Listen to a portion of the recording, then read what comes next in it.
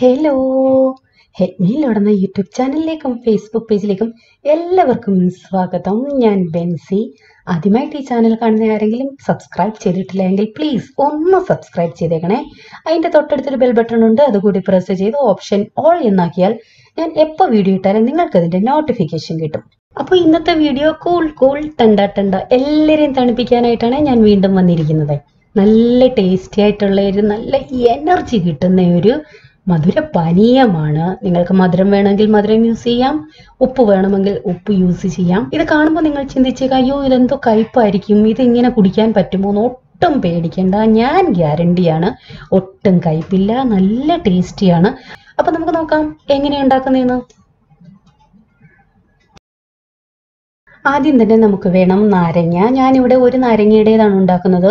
നിങ്ങൾക്ക് എത്രയും വെള്ളം ഉണ്ടാക്കണോ അതിനനുസരിച്ച് നാരങ്ങ എടുക്കാം. ആദ്യം നമുക്ക് അതിൻ്റെ ആ മുകൾ ഭാഗത്തെ മഞ്ഞ ഭാഗം മാത്രമുണ്ടല്ലോ, ആ തോടിൻ്റെ, അത് മാത്രം ഗ്രേറ്റ് ചെയ്തെടുക്കാം. ആ മഞ്ഞ മാത്രം മതി, വെള്ള ഭാഗം ഒട്ടും വരണ്ട, അത് വീണാൽ കയ്പ് വരുമേ. അപ്പൊ എത്ര നാരങ്ങ എടുക്കുന്നോ അതിൻ്റെ ഫുൾ ഇതുപോലെ ഗ്രേറ്റ് ചെയ്തെടുക്കണം. ഫുള്ള് ഗ്രേറ്റ് ചെയ്തെടുത്ത് കണ്ടോ, ആ വെള്ളഭാഗം മാത്രമേ ഇപ്പോൾ ഇതിനകത്തുള്ളൂ. ഇനി നമുക്ക് ഇത് പിഴിഞ്ഞിട്ട് ഇതിൻ്റെ നീര് മാറ്റണം. ഇനി മിക്സിയുടെ ജാർ എടുത്ത ശേഷം ഗ്രേറ്റ് ചെയ്ത് വെച്ചിരിക്കുന്ന നാരങ്ങാത്തോട് ഇട്ട് കൊടുക്കാം. പിഴിഞ്ഞു വെച്ചിരിക്കുന്ന നാരങ്ങാ നീരും ഒഴിച്ചു കൊടുക്കാം.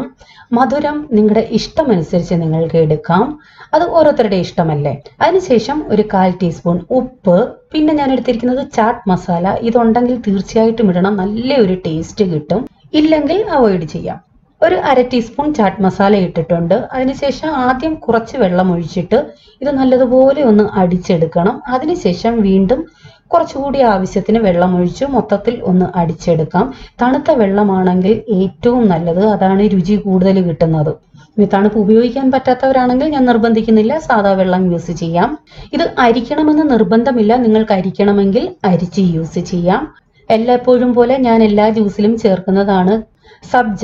കഴിഞ്ഞ നാരങ്ങ വെള്ളത്തിന്റെ വീഡിയോയിൽ പലരും ചോദിച്ചു ചിയാ സീഡും സബ്ജയും ഒന്നാണോ എന്ന്. അല്ല, രണ്ടും രണ്ടാണ്. സബ്ജ എന്ന് പറയുന്നത് നമ്മുടെ നാട്ടിൽ കസ്കസ് എന്ന് പറയും. അപ്പോൾ ആദ്യം അത് കുറച്ചിടാം. അതിനുശേഷം നിങ്ങൾക്ക് തണുപ്പ് വേണമെന്നുണ്ടെങ്കിൽ ഐസ് ഇടാം. അതിനുശേഷം ഈ വെള്ളം ഒഴിക്കാം. ഭയങ്കര എനർജി കിട്ടുന്ന ഒരു ഡ്രിങ്കാണ്. നിങ്ങൾ ഒരു പ്രാവശ്യമെങ്കിലും ഒന്ന് ട്രൈ ചെയ്ത് നോക്കണം.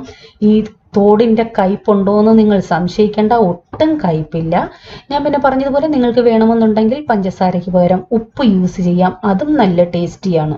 ഒരു പ്രാവശ്യമെങ്കിലും ഇതൊന്ന് ട്രൈ ചെയ്ത് നോക്കണം. ഇതിനു മുമ്പേ ഇങ്ങനെ ചെയ്യുന്ന ആരെങ്കിലും ഉണ്ടെങ്കിൽ തീർച്ചയായിട്ടും കമന്റ് ഇടാൻ മറക്കരുത്. അപ്പോൾ വീണ്ടും നിങ്ങൾക്ക് പ്രിയപ്പെട്ട ഒരു വീഡിയോയുമായി വരാം. ഈ വീഡിയോ ഇഷ്ടമായ ലൈക്ക് ചെയ്യാൻ മറക്കല്ലേ. Bye, God bless U.